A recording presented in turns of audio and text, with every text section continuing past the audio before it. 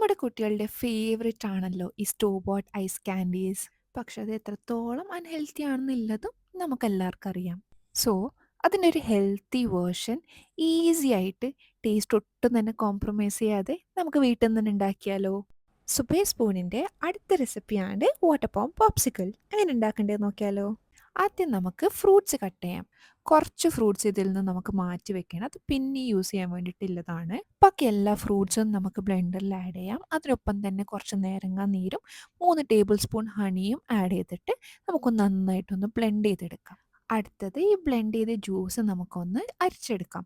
ഈ അരച്ചതിന് ശേഷം കിട്ടുന്ന ഈ പൾപ്പ് ഉണ്ടല്ലോ, it's actually very healthy. It's packed with fibres and nutrients. So ആരും ഇത് വേസ്റ്റ് ചെയ്യരുത്. It's very good for health. So have it if you can. ഇനി ഇതൊക്കെ ഒന്ന് നമുക്കൊന്ന് അസംബിൾ ചെയ്യാം. ആദ്യം ബോട്ടം ലെയറിലേക്ക് നമുക്ക് കട്ട് ഫ്രൂട്ട്സ് ഇട്ട് കൊടുക്കാം. ഇനി നെക്സ്റ്റ് സ്റ്റെപ്പ് ഓപ്ഷണലാണ്. Very tiny bits of mint leaves ആണ്. നിങ്ങൾക്ക് വേണ്ടാന്നുണ്ടെങ്കിൽ സ്കിപ്പ് ചെയ്യാം. And then the final step, നമ്മൾ റെഡിയാക്കിയ ജ്യൂസ് എല്ലാ പോപ്സിക്കൽ മോൾഡ്സിലേക്കും നമുക്കൊന്ന് ഫില്ല് ചെയ്ത് കൊടുക്കാം. ഞാനിവിടെ യൂസ് ചെയ്തിരിക്കുന്നത് ഐക്കയുടെ പോപ്സിക്കൽ മോൾഡ്സ് ആണ്. നിങ്ങൾക്ക് വേണമെങ്കിൽ ഞാൻ ഒരു ഓൾട്ടർനേറ്റീവ് ഓപ്ഷൻ ഡിസ്ക്രിപ്ഷനിൽ കൊടുക്കാം. സോ നെക്സ്റ്റ്, നമ്മുടെ 6 hours വെയിറ്റിംഗ് പീരീഡ് ആണ് ഒന്ന് ഫ്രീസ് ആയി കിട്ടാൻ വേണ്ടിയിട്ട്. 6 hours കഴിഞ്ഞാൽ നമ്മുടെ popsicle is ready. It's a very refreshing and healthy ice candy.